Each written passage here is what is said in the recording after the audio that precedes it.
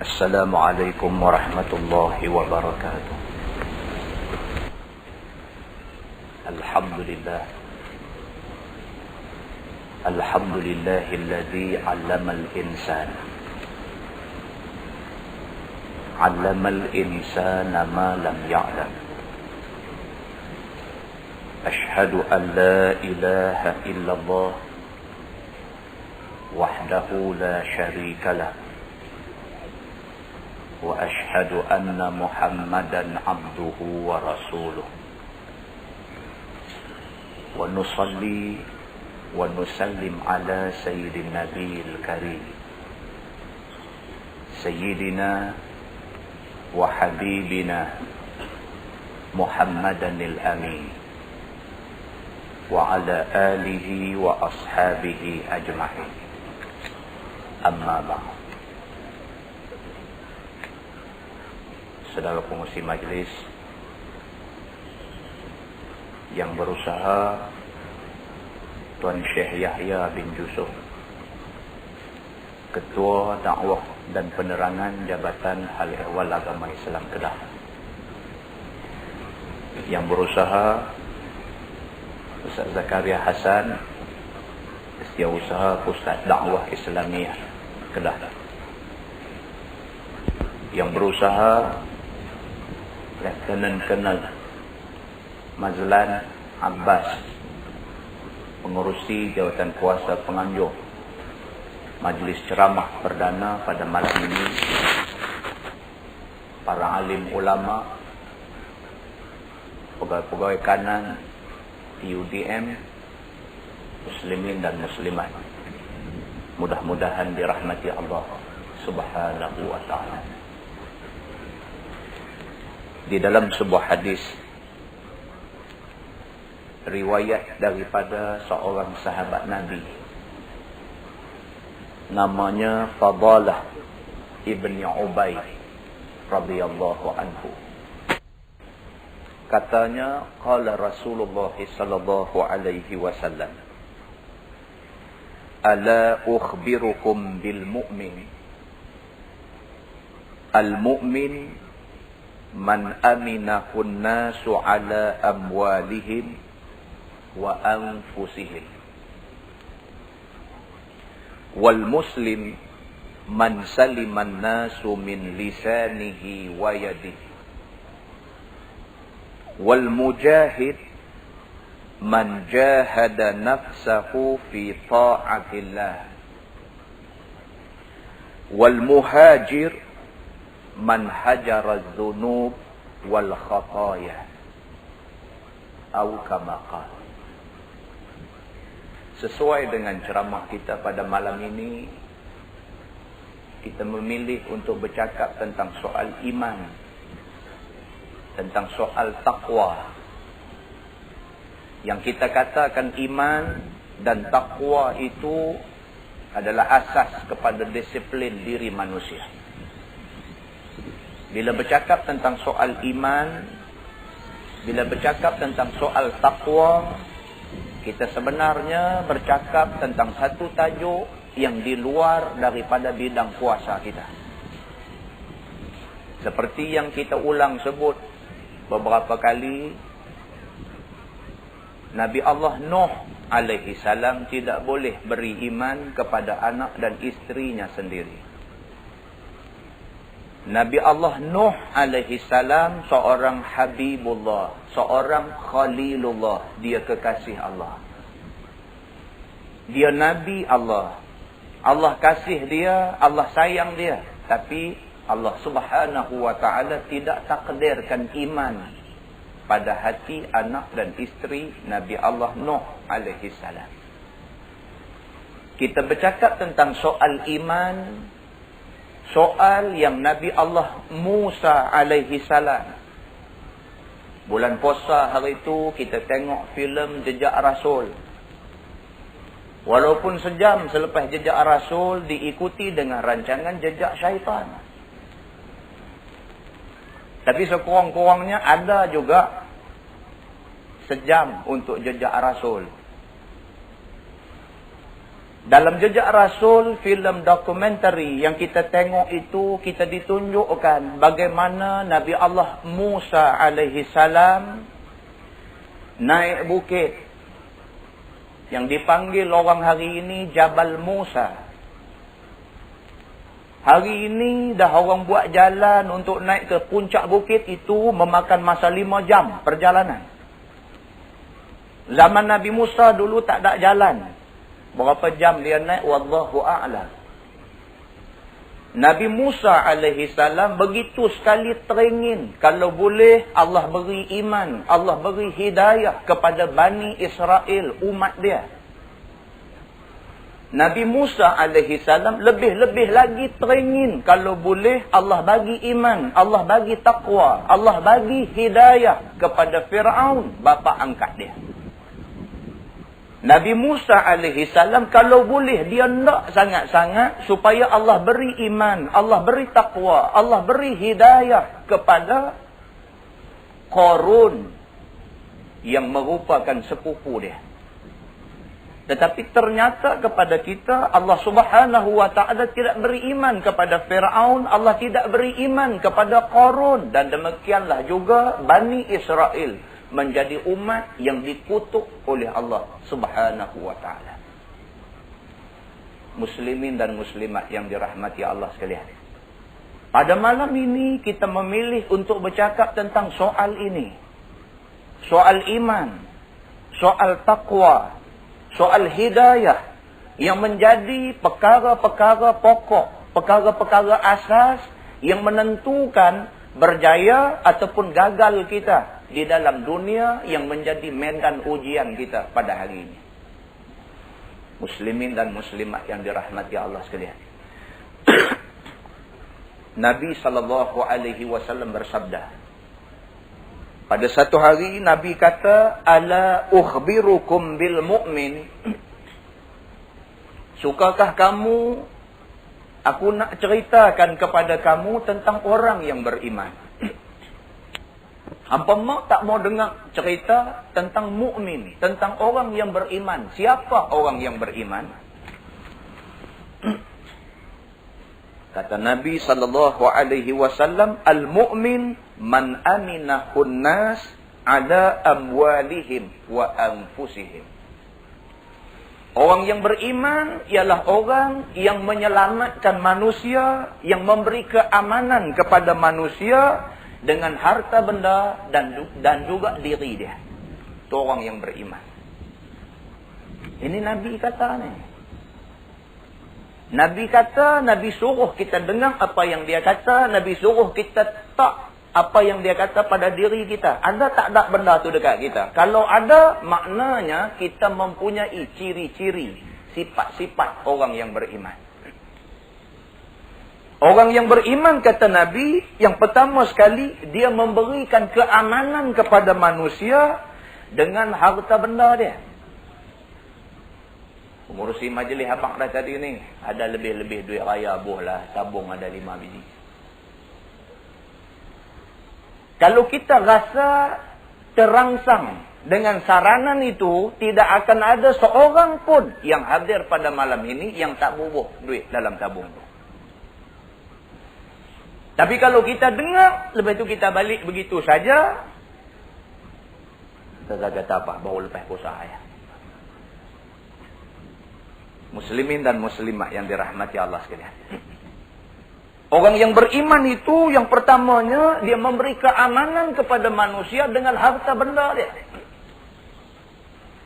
Allah bagi lebihan duit dekat dia, bagi lebihan harta dekat dia, dia sentiasa teringat-ingat untuk menyumbangkan sikit daripada lebihan harta yang Allah bagi dekat dia untuk sama-sama dimanfaat oleh orang lain. Benda ini walaupun sedikit, tetapi Allah Subhanahu wa taala menyediakan ganjaran dia. Saya tak payah baca ayat Quran tentang sedekah. Saya tak payah baca hadis Nabi tentang anjuran dan galakkan bersedekah. Tak payah semua ni. Kerana kita semua alim tentang benda ni. Semua kita tahu dah bagi derma ni apa kebaikan dia, bagi derma ni apa kelebihan dia, bagi derma ni apa manfaat yang kita akan perolehi daripada dia. Semua orang tahu. Cuma tak mau derma je. Buat mana dah. Nak minta puak-puak TUDM Kepung Padang ni, siapa tak bayar tak boleh keluar, tak pernah sabar sangat. Tapi maknanya kita ni satu manusia yang kurang terangsang, kurang sensitif dengan benda-benda khairat, dengan benda-benda kebaikan. Dia kurang sensitif. Hati kita ni bukan mati, tapi semi mati. Separuh mati terhadap galakkan kepada khairat, kepada kebaikan. Muslimin dan muslimat yang dirahmati Allah sekalian. Kalau orang Islam yang ada di bumi Malaysia ini, semua sekali mempunyai sifat-sifat orang yang beriman.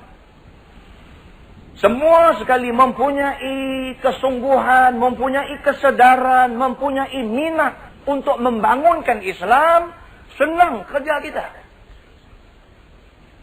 Akhir-akhir ini kita sudah melihat tanda-tanda masyarakat Islam semakin nak kepada Islam.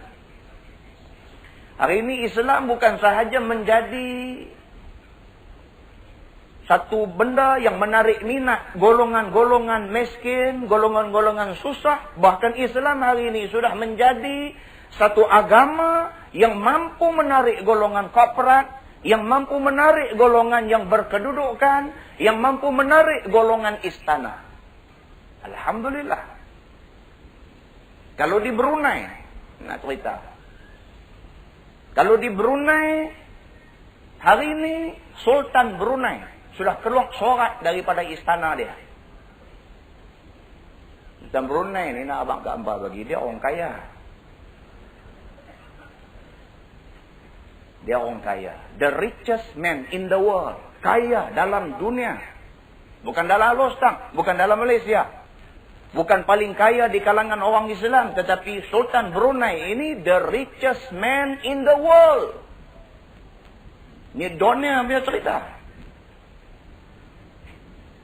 Sultan Brunei hari ini sudah keluar satu surat daripada istana dia kepada semua jabatan-jabatan kerajaan, syarikat-syarikat yang ada di Brunei, minta supaya mereka return balik gambar pemaisuri dia yang tak pakai tudung.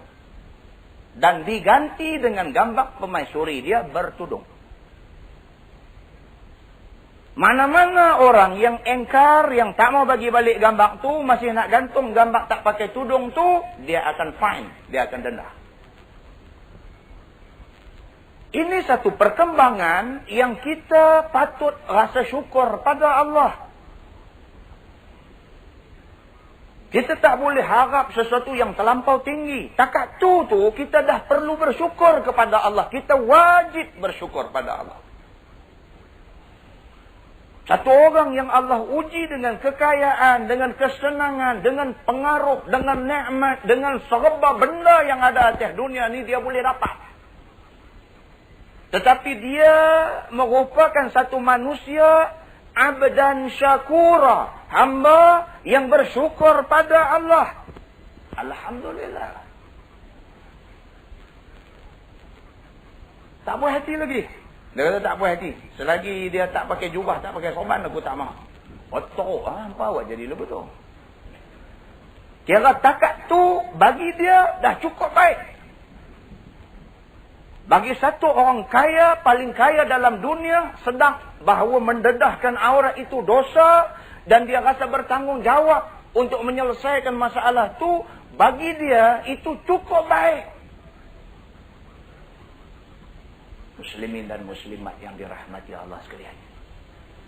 Maka itu sebab kita sebut bahawa hari ini Islam sudah sampai ke pintu-pintu rumah dan ke pintu-pintu istana. Islam hari ini bukan sahaja menjadi agama yang dibawa, yang diperjuangkan oleh golongan-golongan miskin, menjadi agama yang hanya dibawa dan diperjuangkan oleh golongan-golongan yang tidak berkedudukan. Sebaliknya Islam hari ini semakin mendapat tempat di kalangan semua orang yang berada di semua peringkat. Muslimin dan muslimat yang dirahmati Allah sekalian.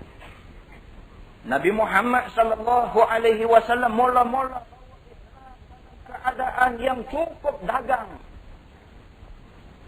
Islam bermula dalam keadaan tak diminati, tak ada siapa nak ikut. Bahkan masing-masing melihat Nabi Muhammad, melihat orang-orang yang ikut Nabi Muhammad dengan melihat sebelah mata saja. Nabi Muhammad ni siapa? Orang miskin, orang susah. Orang yang ikut dia pun orang-orang susah, bukan orang kaya. Bermula daripada noktah itu, Nabi Muhammad bawa Islam dengan bantuan Allah, dengan kesabaran, dengan perjuangan, dengan pengorbanan, dengan ketahanan yang ada pada dia. Islam mula diterima. Dan Nabi Muhammad dijemput oleh penduduk Yasrib, oleh penduduk Madinah. Nabi pergi ke sana. Di sana Nabi boleh form satu kerajaan Islam yang pertama. Kerja kita nak bawa Islam ke tengah masyarakat ini satu kerja yang memerlukan kegigihan, satu kerja yang memerlukan kesungguhan, dan satu kerja yang memerlukan sokongan daripada majoriti orang yang ada. Muslimin dan muslimat yang dirahmati Allah sekalian. Kurangkan bercakap. Kurangkan komplain.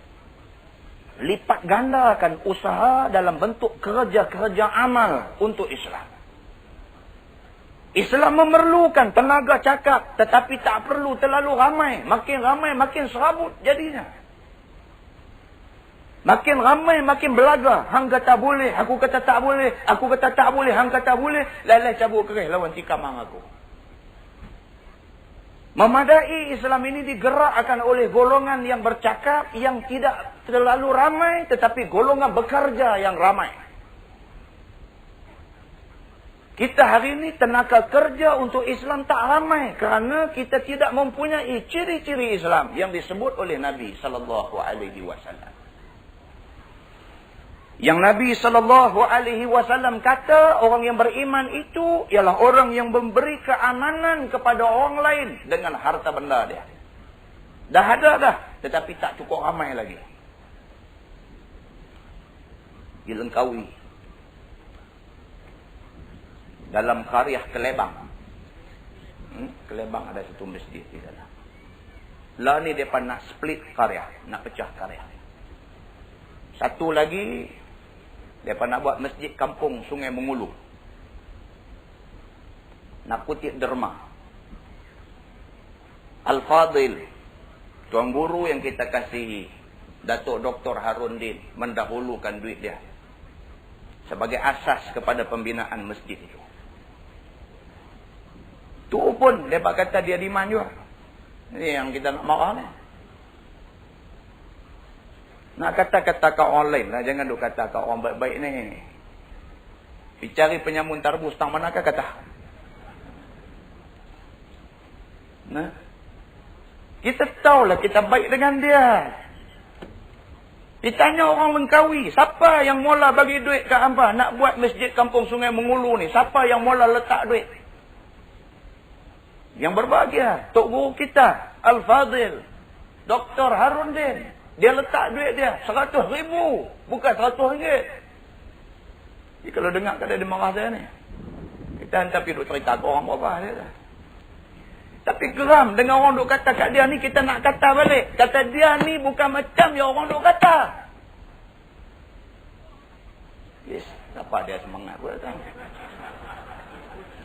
Muslimin dan muslimat yang dirahmati Allah sekalian.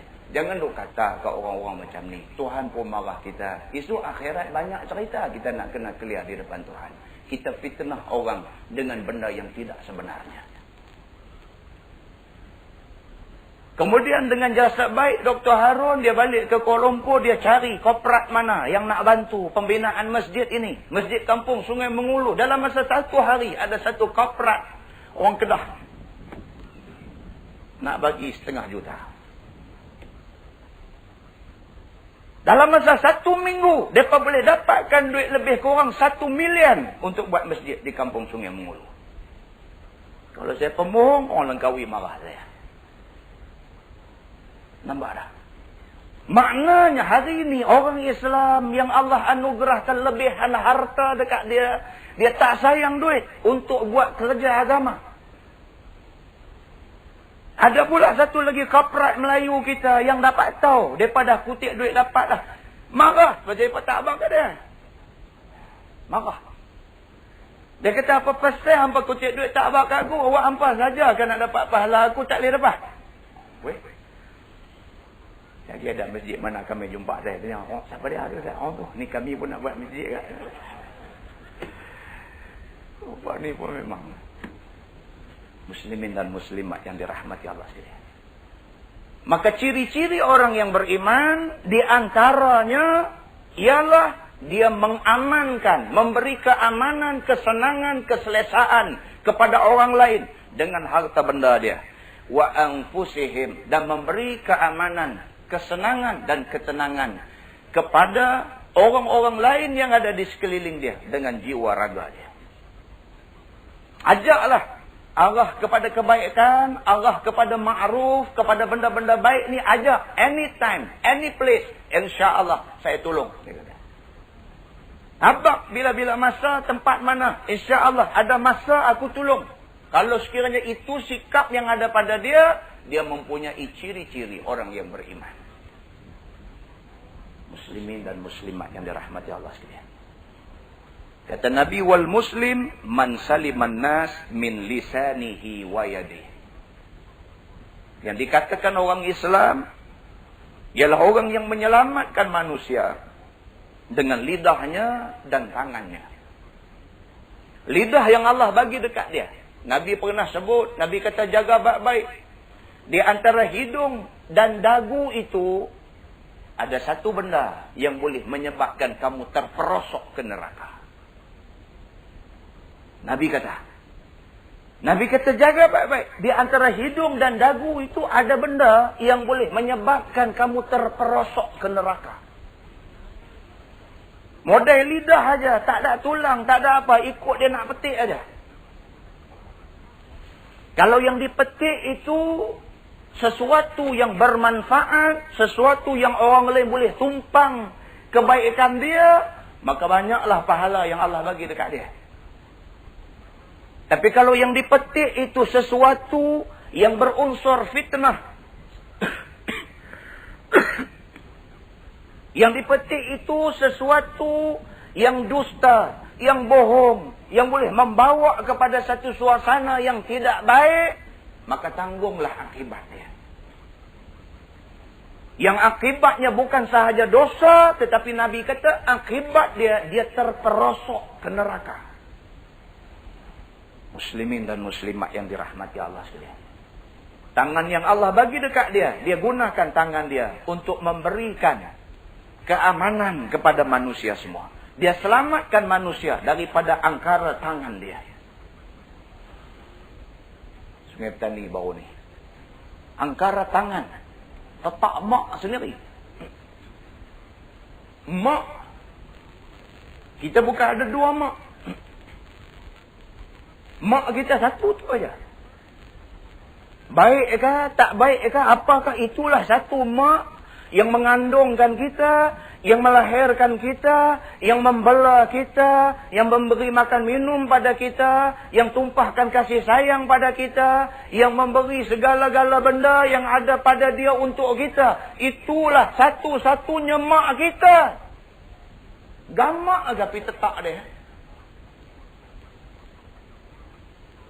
Bukan mak yang duk pakai mulut merah. Bukan mak yang ada jambui Woody Woodpecker. Dia tu nak mengarut. Bukan nak mengarut, nak habak ke apa. Bukan mak macam tu. Mak dia umur dekat 80 dah.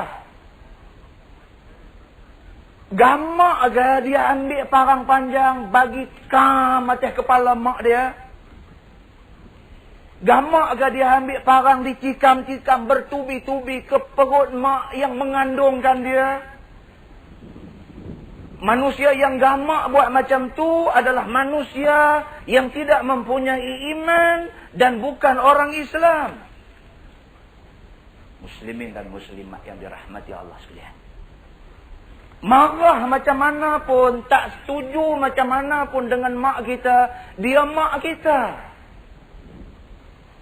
Tetapi manusia ini, oleh kerana tidak ada Islam, oleh kerana tidak ada iman, oleh kerana tidak ada nur hidayah, dia sanggup buat satu benda yang menatang pun tak sanggup buat.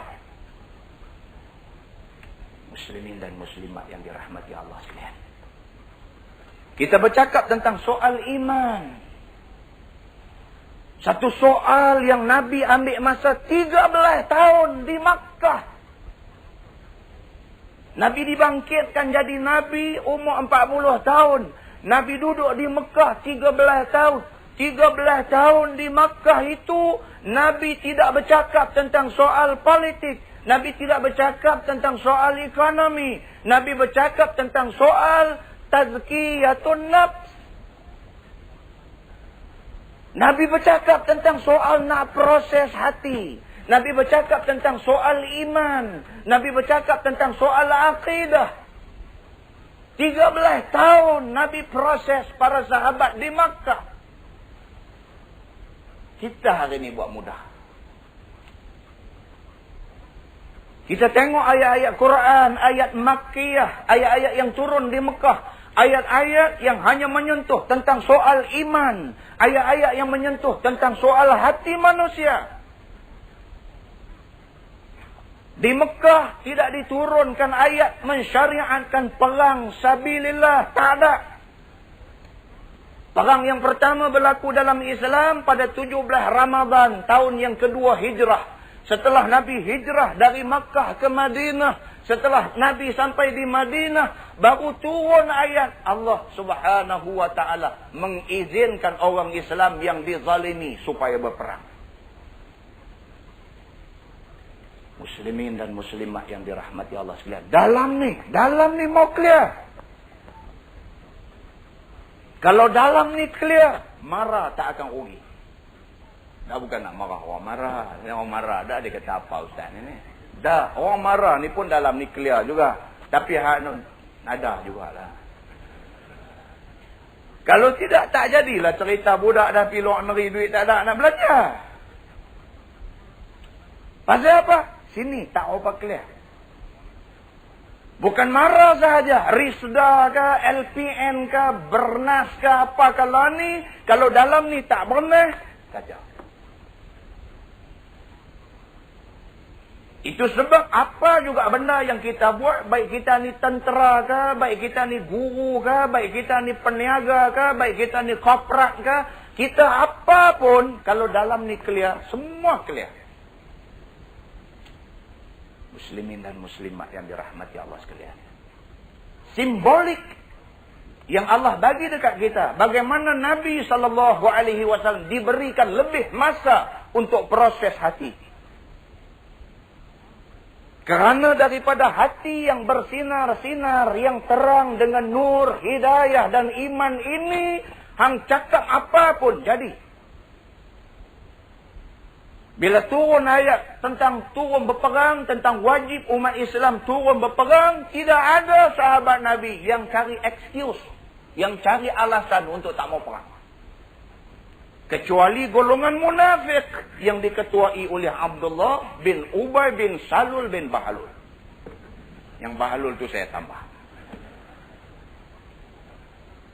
Abdullah bin Ubay bin Salul, dia ketua munafik pada zaman itu. Dia dan orang-orang yang telah dipengaruhi oleh dia cari pasal tak mau turun perang.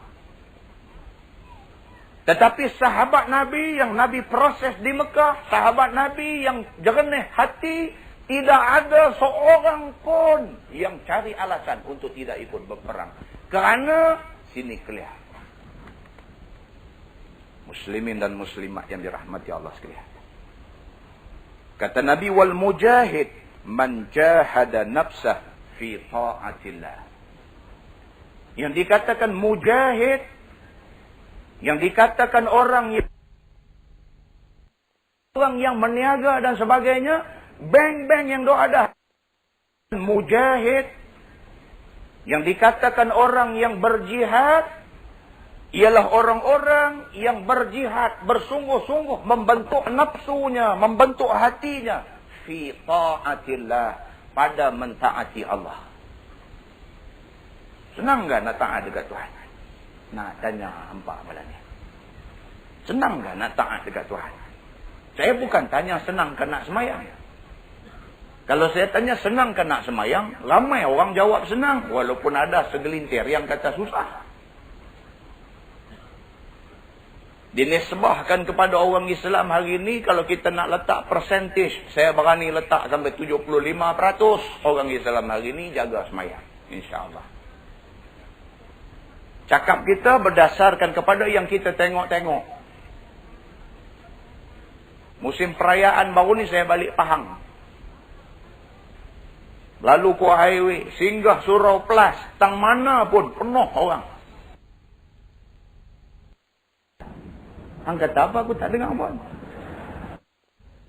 Yang boleh mujahadah, yang boleh berjihad, menundukkan nafsu dia, hati dia, fi ta'atillah, kepada taat kepada Allah, ini mujahid di sisi Allah, mengikut keterangan Nabi sallallahu alaihi wasallam. Senang kan nak taat dekat Tuhan? Taat dalam arti kata taat melakukan perintah dan taat menjauhi tegahan. Ramai daripada kita taat di dalam melakukan perintah. Alhamdulillah. Tetapi dari segi taat menjauhi larangan, tak apa kuat. Ramai orang hari ini sembahyang di masjid. Tiap-tiap waktu ada kesempatan sembahyang di masjid. Tetapi dengan riba terlibat lagi. Tahu apa ya buat? Dengan riba, dia duduk teliok je lagi. Orang tanya dia kata kira-kira tu tak boleh lah. Itu yang kira bagi boleh, hang buat lagu mana? Dia kata yang ni pun abang pun susah lah. Dia kata tapi itu dia lah macam duk kata lah. Hang kata apa, aku tak dengar pun. Dak lah tu. Tak jadi, karut. Kita kata, on what reason? Di atas alasan apa hang duk terlibat dengan riba ni? Hari ni beli rumah, kerajaan bagi loan cara Islam. Dengan terlaksananya sistem pinjaman, sistem pembiayaan. Dia tak panggil pinjaman lah ni. Sistem pembiayaan rumah, kereta dan sebagainya secara Islam, bermakna hampir 1 juta orang kaki tangan kerajaan boleh lepas diri daripada terlibat dengan dosa besar riba. Patut buat lama dah. Lah berubah. Alhamdulillah, sekurang-kurangnya ada buat. Daripada tak ada. Bagi orang yang tidak kerja dengan kerajaan, bagi orang yang meniaga dan sebagainya, bank-bank yang ada hari ini menawarkan sistem pembiayaan kenderaan, rumah dan sebagainya secara Islam. Bukan bank Islam sahaja. Maybank Finance pun ada buat. MBS Finance pun ada buat. Bank Rakyat pun ada buat. Banyak bank buat pada hari ini. Dan tiap-tiap bank ini mempunyai jawatan kuasa, mempunyai komiti syariah yang dianggotai oleh ulama-ulama yang kita letak siqah dan kepercayaan pada dia. Kita tak ada alasan dah lah ni. Kita mempunyai ruang yang luas untuk lepas diri kita daripada melakukan perbuatan yang ditegah oleh Allah. Pasal apa yang hampa bantah piduk langgak juga? Yang ni Tuhan tanya esok tak lepas. Jenuh kona. Jenuh kilas. Jenuh kelepek. Tak boleh nak lepas. Kerana kita mempunyai pilihan, sengaja kita pilih yang tidak Islam. Muslimin dan muslimat yang dirahmati Allah sekalian. Kata Nabi, wal muhajir man hajara az-zunuba wal khataya. Orang yang disebut sebagai muhajir, golongan muhajirin, golongan yang berhijrah itu ialah mereka yang berjaya menghijrahkan dirinya daripada perbuatan dosa dan kesalahan. Kalau kita boleh jaga diri kita, kita elak daripada terlibat dengan benda-benda dosa dan salah, kita di sisi Allah dianggap sebagai golongan muhajirin. Muslimin dan muslimat yang dirahmati Allah sekalian. Berapa ramai orang hari ni yang tak boleh elak benar-benar. Tak boleh elak. Ada budak telefon mai kat saya. Budak muda kerja Kelang. Dia kata, Ustaz, saya ni dulu teruk lah, dia kata. Saya dulu saya suka berzina. Saya langgang habis, saya tak kira anak orang ke, bini orang ke, janji dia senyum kat saya senyum kat dia, jadi. Alhamdulillah, dia kata, dalam sikit masa ni, saya ingat yang ni ikut yang Tuhan kata hidayah. Dia kata. Saya jadi tak mau dah benda-benda tu, saya jadi takut dengan dosa saya. Kemudian saya buat keputusan nak berumah tangga. Mudah-mudahan dengan berumah tangga ni saya berhenti daripada melakukan dosa dan maksiat ni. Dan saya menikah Ustaz baru ni. Ni dah masuk bulan yang ketiga dah saya menikah. Tapi ni yang kata haram jadah ni, dia kata. Saya kata, hang kata apa tadi? Saya kata yang ni yang kata itulah maknanya tak syok. Dah lepas saya menikah ni baru saya dengar cerita. Rupa-rupanya dia kata bini saya ni pun kaki zina juga. Saya bila saya tahu bini saya ni kaki zina, saya sudah naik gram, dia kata saya pergi berzina balik lah ni. Nah, kata awak jadi macam tu. Dah lah dia kata dah gram kan. Gram. Semata-mata kerana gram.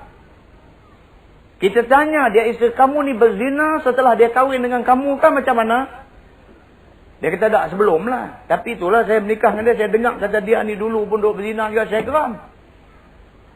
Dia kata tah bini hang pun geram juga, bila dengar hang pun sebelum nikah dengan dia berzina juga. Jadilah ni apa bangkit berdiri dua-dua orang menyanyi lagu kita serupa. Hampa dua-dua serupa aja. Tak apalah, dulu lah. Tutup buku lempak buang. Lah ni hang pun ada sikit tak ubah cantik, aku pun ada sikit tak ubah cantik. Tuhan bagi kita jumpa dua ni cantik.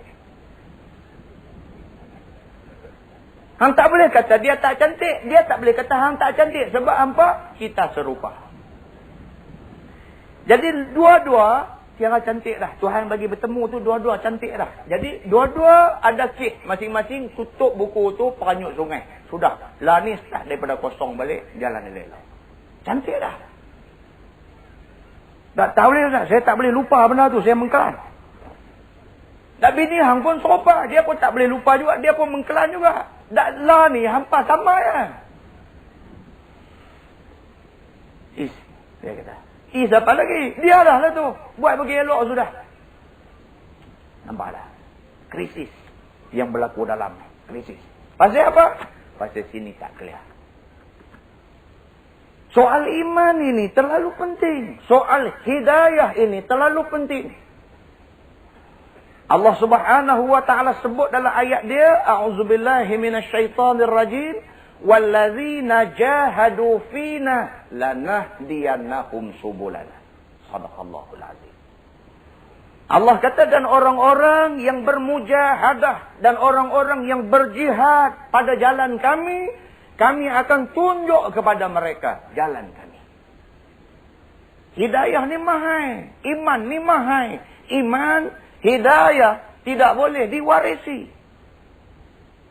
Maka tidak heran hari ini bapaknya ulama, anaknya jadi film star. Bukan aku nak kata kat siapa-siapa dah. Tapi benda ni memang boleh jadi. Tak heran. Benda ni tak heran punya. Bapaknya imam, anak dia jadi kepala geng-geng duk balut ganja di bawah surau pak dia. Boleh jadi. Benda ni boleh jadi. Pasal apa? Pasal iman, pasal hidayah. Ini bukan soal yang boleh diwarisi. Dia bukan harta. Kalau harta tak apa. Tok imam boleh buat sorat. Pesan dah kat orang lain semua. Dia nak bagi hak ni dekat siapa-siapa. Dekat orang kanan dia kan, dekat siapa kan. Dia boleh bagi. Kalau iman ini jenis boleh dipesakai, tak ada masalah. Tentu dah apabila kita mati akan dipesakai oleh anak-anak yang menjadi waris pesaka kita. Tetapi iman bukan begitu sifat dia.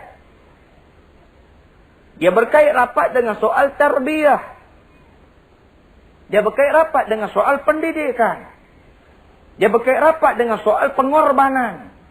Sebagai ibu, sebagai bapa, wajib kena pastikan anak dia dididik dan diasuh dengan didikan dan asuhan Islam. Wajib. Muslimin dan muslimat yang dirahmati Allah sekalian. Susah nak didik anak-anak hari ini. Susah nak didik anak-anak hari ini. Bercakap senang, tapi nak didik tu susah. Setakat nak ajak semayang tu senang, tapi nak lendikkan anak kita dengan adab Islam itu susah. Sayyidina Umar Al-Khattab masa dia jadi khalifah, pernah didatangi oleh seorang bapa yang sudah tua. Pak ni mai jumpa dia. Dia kata, "Ya Amiral Mukminin, kenapa Allah anugerahkan kepada aku seorang anak yang degil dan derhaka kepada Allah?" Dia tanya Sayyidina Umar. Dia kata, "Awak ni Tuhan ni, dia bagi dekat aku anak ni ketegang sungguh." Umar kata, "Astaghfirullahalazim." Dia kata, "Bagaimana mungkin Allah beri kepada kamu anak yang degil sebegitu rupa? Panggil dia jumpa aku."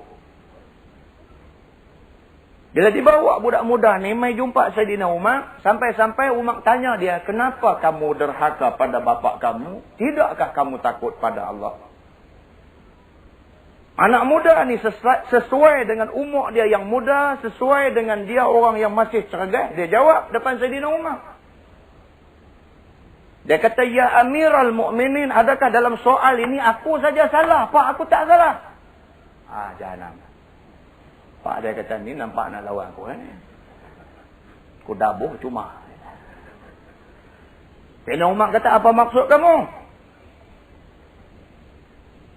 Kata budak ni, dia kata, "Ya Amiral Mukminin, apa tanggungjawab bapa aku pada aku?" Sayyidina Umar sebut 3. Sayyidina Umar kata, "Tanggungjawab bapa kamu yang pertama, dia wajib memilih bakal isteri yang sesuai menjadi bakal ibu pada anak-anak." Sebelum kahwin tanggungjawab pahang dah mula dah. Wajib memilih bakal isteri yang sesuai untuk jadi ibu pada anak-anak. Yang kedua, bapa kamu wajib memberikan nama yang baik-baik kepada anak yang dilahirkan daripada benih dia. Yang ketiga, bapa kamu wajib kena didik anak-anak dia dengan didikan Al-Quran dan adab sopan Islam. 3 dia bagi. Budak ni golek kepala. Dia kata, "Kalau macam tu nampak celah rupa aku." Dia kata, "Mak aku, ibu aku seorang pelayan." Kalau P. Ramlee, dia kata, "Perempuan kabaret." P. Ramlee kata. Dia kata, "Mak aku pelayan. Nama aku Tawab." Waw alif ta. Tawab makna dia Batman. Kelawak. Pak dia bagi nama kat dia Batman. Lepas tu bila dia keluar malam-malam balik pagi, pak dia marah kat dia. Mana boleh marah? Dia kata, "Aku Batman. Memang kerja aku keluar malam-malam. Siang mata aku tak nampak. Siang aku kena tidur. Malam baru aku nampak cerah. Dan aku tidak pernah diasuh dengan Quran dan adab sopan Islam." Dia kata. Sayyidina Umar balik dekat pak ni. Nampak gaya hang lagi celaru, dia kata. Kalau begitu, kamu lebih dahulu derhaka pada anak kamu. Muslimin dan muslimat yang dirahmati Allah sekalian. Senanglah nak didik anak-anak kita hari. Saya biasa pergi ceramah di satu tempat. Tengah duduk ceramah, ada budak muda. Dia koyak minyak motor. Wow! Pam, bunyi ujung nak. Kata buat mikrofon ni kalau tak ada wayar aku balik birah. Kata. Mendidih darah kita ni. Dia koyak minyak motor. Wow! Geram semua. Geram semua. Tak apalah. Habis apa selesai begitu begini, nak balik. Sampai dekat kereta ada satu orang main bisik. Dia kata, "Ustaz, anak tu imam lah ni motor dia. La ilaha illallah kata hang silap patut mau bagi sorak atas meja aku tengah duduk cakap ni. Dah. Depa kata pak dia bagus semua. Depa kata pak dia bagus semua. Tak tahu tu macam mana jadi tu. Budak-budak lah tak percaya balik tengok anak-anak kita di rumah. Budak-budak lah dia potong rambut saja dia tak cukup. Dia piang bagi berjuntai macam pungkok ayam. Tak tahu dia jadi fashion lagu mana tu. Saya cukup tak boleh tengok. Balik tengok anak-anak kita di rumah. Tu bukan saja buat tu. Tu trend tu. Trend. Dia ada trend. Geng dia semua macam tu. Dia pergi gunting rambut di kedai. Dia gunting rambut. Dia buat bagi nipis kot ni. Sideburn ni. Biar bagi berjuntai turun tu dia tak cukup. Kedai buat kelok pisau nak cukup. Dia tak bagi cukup. Ni. Saja dia biar bagi berjulai turun tu. Nak bagi cikgu disiplin juga kat dia. Jadi balik tak lagi. Sambil-sambil cek tengok. Sideburn anak kita. Kalau nampak berjuntai tu cukup tak lagi juga. Jangan duk biar bagi dia ikut trend-trend ni tak mau. Ni semua kau. Duk periksa, duk jatuh, duk dapat keputusan tak baik ni pasal ni lah. Dia duk merapu ikut trend-trend yang tak ketahuan. Kena ibu bapa kena kemas benda-benda ni. Anak-anak kita tu kita kena duk perhati selalu. Perhati nampak dia buat pelik sikit tanya. Korang-korang dia rasa pak dia duk ambil berat kat dia. Dia tengok pelik sikit panggil abang mai sini sah. Awak yang abang pergi gunting rambut sini tak cukup pasal apa? Tanya dia tengok dia nak jawab apa. Budak-budak lah ni tanya ayah pemung. Dia kata terlupa kot tadi. Mai sini. Bapak tak lupa. Mai pak tolong nak cukup. Pak nak tolong cukup. Kena lagu tu.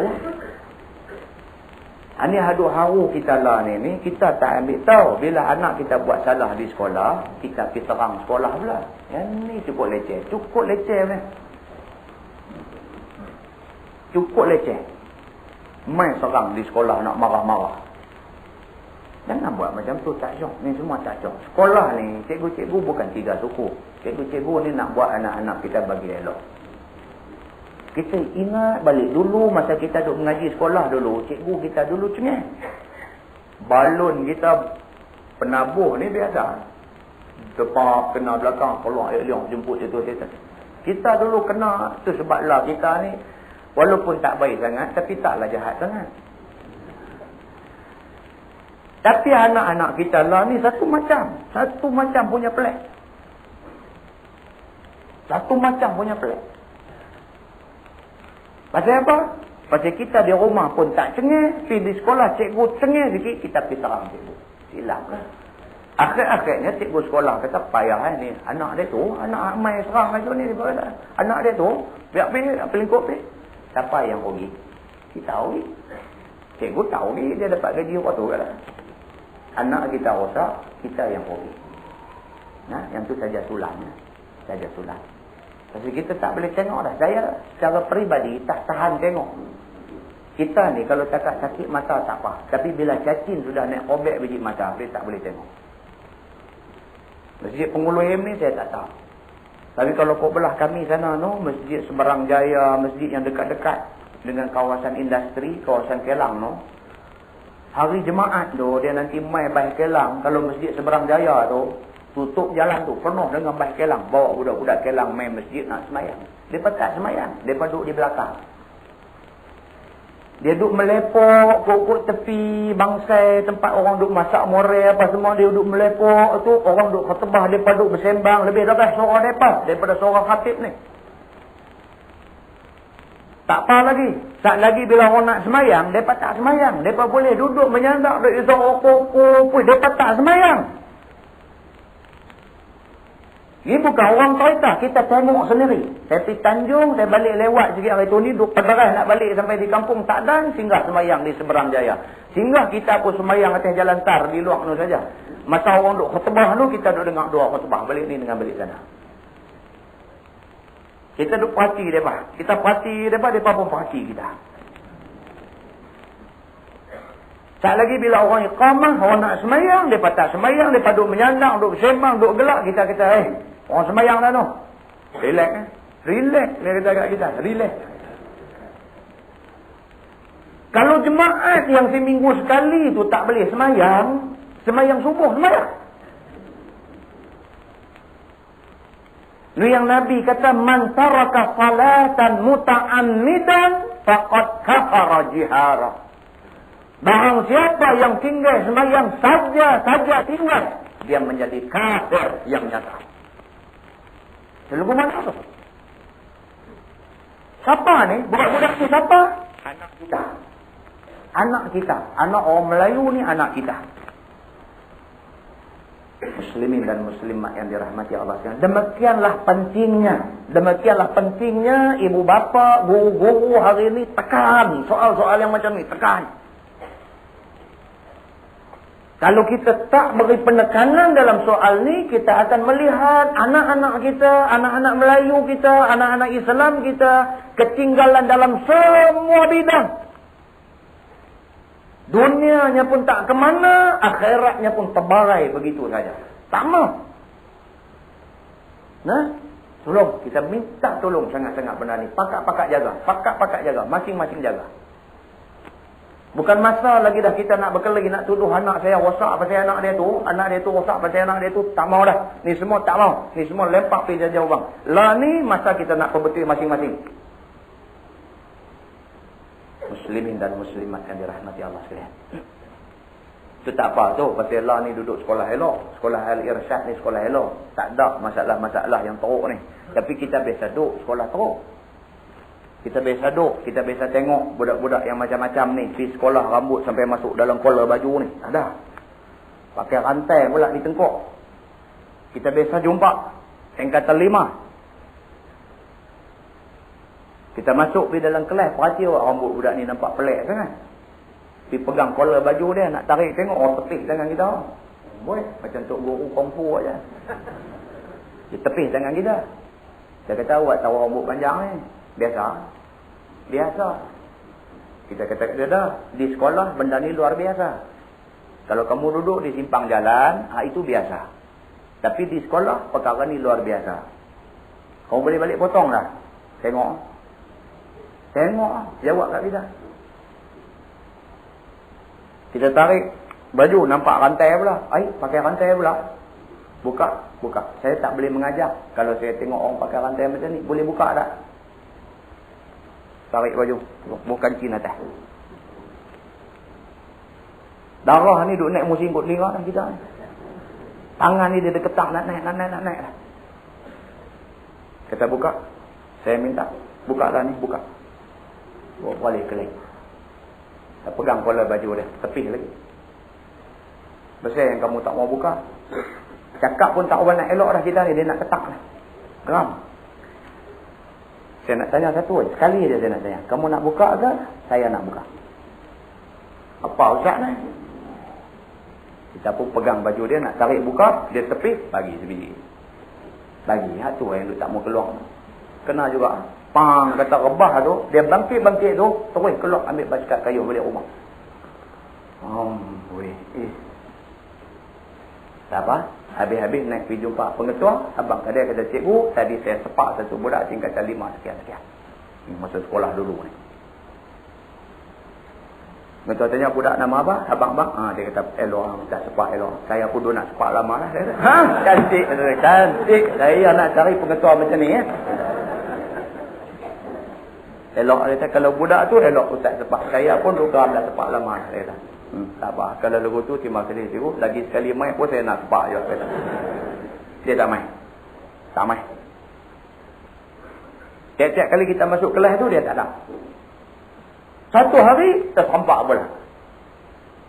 Kita masuk kelas tu bukan pada jadual kita. Kita kena relief guru yang tak boleh main sekolah. Kita masuk tambah. Rupa-rupanya selama ni dia duduk main sekolah. Masa pelajaran kita dia cabut. Kita tanya kawan-kawan pun simpan rahsia. Tak abang kata dia main tapi dia tak ada lah tu. Saya faham abang tak main. Hari tu jauh. Kita masuk tu dia nampak keluar pula pintu belakang. Kampui basket balik pula. Kalau sampai jadi liak macam tu kacau. Cuba bayangkan kalau anak kita jadi macam tu. Cuba bayangkan kalau anak kita jadi macam tu. Mati kita pejam mata rapat tak kah? Masuk kubur esok apa yang dia duk kirim kat kita? Cuba fikirkan. Oi, bukan sikit. Nak naik kapal terbang tak semayang. Nak abang kat abang bagi. Baru habis buat haji ya. Tak semayang atas kapal terbang. Yang pasal apa tak semayang? Itu ambil semayang je nak atas kapal terbang. La ilaha illallah. Yang api Mekah berapa punya jauh boleh. Anak semayang tak boleh. Yang tabung haji ni punya duk habak cara ambil ayat semayang atas kapal terbang ni tak kira dah. Dia tak faham rupanya. Tak faham. Dia duk kira nak kena pergi ambil semayang tu dalam bilik ayat kapal terbang tu. Dia duk kira nak kena pergi sana. Kalau tak pergi sana tak sah. Dia pergi duk beratok lama. Kio lah semua duk ingat macam tu. Semua nak kena ambil semayang dalam tu. Kapet kapal terbang ni basah lecun. Kalau ayat tu jerak pergi kat Injil meletup, mati syahid habis satu kapal terbang. La ilaha illallah. Kita ada cara untuk ambil ayat semayang dalam keadaan yang macam tu. Dengan ayat mineral tu boleh berwudu. Boleh berwudu. Syarat dia ayat tu rata kepada anggota-anggota rukun dalam wudu. Ambil yang wajib-wajib aja. Muka, tangan, kepala, kaki. Khalas. Kumuk-kumuk ni tak payahlah. Duduk kumuk pula. La ilaha illallah. Duduk di bangku tu ambil mayang duduk kumuk pula. Aku nak loh tangan ni. Aku nak loh tangan ni. Ada. Bukan saja abang. Ada. Haji Mardut mana pun tak tahu. Dia ada ni. Dia kumuk. Dia duduk. Panggil orang minta ketok. La ilaha illallah. Yang orang duduk mengajak masjid tepi rumah. Tak mau pergi mengaji. Yang tu sunat saja. Ambil rukun-rukun aja ni. Kita duduk atas kapal terbang ni. Jadi sesuaikan wuduk kita ketika kita duduk atas kapal terbang. Ambil air mineral tu, tuang dalam tapak tangan sikit, sapu. Sapu, jangan angkat. Mengikut mazhab Syafi'i, kalau kita sapu, kita angkat, kita tak balik, ayam itu sudah musta'mal. Tuang ayak tu, sapu. Sapu tu jangan angkat. Tapak tangan tu jangan angkat. Bagi dia round semua kawasan yang menjadi kawasan wudu. Habis daripada tempat tumbuh rambut, sampai anak telinga, sampai kawasan bawah daripada dagu. Upak habis sampai bagi rata semua sekali. Selesai satu bab. Tuang pula ayak, sapu tangan ni. Sapu tangan daripada hujung jari sampai lepas sikit daripada siku. Sapu. Bagi ayak tu kena belakang. Tak payahlah jurus macam kita duk ambil di masjid ni. Atas kapal terbang memadai, ratakan ayak pada anggota wudu. Sudah. 12 tangan. Tak menitik ayak tu tak menitik. Atas lantai kapal terbang tu tak menitik. Tak pergi kepala sikit. Imam Syafi'i kata memadai. Sehelai rambut pun tak apa. Kaki, tuang sikit dalam tapak tangan, sapu kaki tu. Semua hujung jari, celah-celah jari sampai tumit semua. Kawasan yang menjadi kawasan wudu bagi kaki, bagi kena ayak belakang. Siap, selesai semua, elok-elok duduk atas tu. Allahu Akbar. Niatlah sembahyang maghrib ke sembahyang apakah. Allahu Akbar, buat jamak tu. Maghrib dengan Aisyah. Allahu Akbar. Saya pergi umrah baru ni, ada satu syekh duduk selang sebangku dengan saya balik sana tu. Dia okey lah, dia tengok kita duduk ambil sembahyang macam tu. Dia tanya, Ustaz boleh ke macam tu? Bukan boleh, memang kena buat macam ni. Dia pun tak lagi, dia pun ambil wudu apa semua elok juga. Dia pun sembahyang juga. Saya dah sudah sembahyang dah, dia tengok saya buat semua sampai sudah. Oh macam tu, tak apa, dia pun buat. Pramugari sudah main kacau dia. Pramugari main nak bagi apa atau ke dia.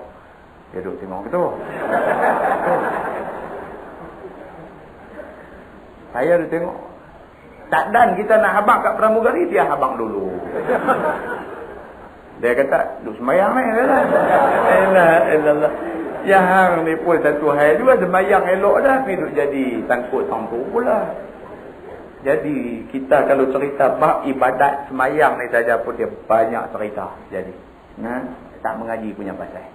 Semalam di Pulim, di Pulim semalam ni dia tanya satu soalan. Di Masjid Kelang Lama semalam. Dia kata tulis surat, Ustaz, apa hukum apa seorang imam mengimamkan sembahyang di masjid? Kemudian dia kata semasa mula sembahyang tu karan tak ada, blackout, gelap. Jadi tu imam pun takbir dah dalam gelap. Allahu Akbar, sembahyang maghrib. Makmum pun takbir Allahu Akbar, tengah sembahyang lampu menyala. Tu imam pun cancel sembahyang tu, pergi buka mikrofon lepas semua ambil mikrofon. La ilaha illallah. Jadi dia bertanya, dalam surat tu apa hukum? Hak tu hak jadi imam. Tu hak jadi imam lagu tu. Makmum kau duk serabut lagi. Imam jadi lagu tu. Karan main lah dia kata. Cancel. Dia buka mikrofon, ambil mikrofon ni, kelip balik, takbir lain. Allahu Akbar. Dia jadi, mainan ta'ati ni dia jadi. Di Tanjung, di sebelah Pulau Pinang, satu kes. Ni Tok Bilai pula buat sangkut. Tengah duduk semayang. Rakaat yang kedua. Sistem PA, sistem humming. Bunyi rung. Dia pergi pulai bagi elok. Semayang Jumaat. Dia pergi pulai bagi tak bikin tu. Dia pun main sambung balik. Sambung rakaat yang kedua juga. Saya lagi pergi salam sama dengan orang lain juga. Bila pula dah dia buat lagu tu. La ilaha illallah. Carilah hak reti sikit. Nak duduk tempat-tempat tu.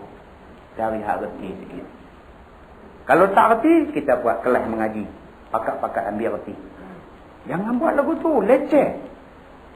Sebab benda ni ibadat khusus. Benda ni fardu ain. Yang mengikut hukum agama, fardu ain mesti selesai sebelum akil balik. Bukan sebelum nikah, sebelum akil balik kena selesai fardu ain. Bab semayang, bab puasa, bab yang fardu ain ni kena faham, kena selesai, kena habam sebelum akil balik ikut hukum agama. Jadi kalau dah sampai lanjut dah fardu ain tak selesai lagi, kacau. Kena buat intensif punya kursus. Ambil faham cepat-cepat. Karena benda-benda ni melibatkan benda yang kita buat hari-hari. Kita mengharapkan janji baik Allah. Dan kita percaya Allah itu Tuhan yang tidak pernah mungkir janji.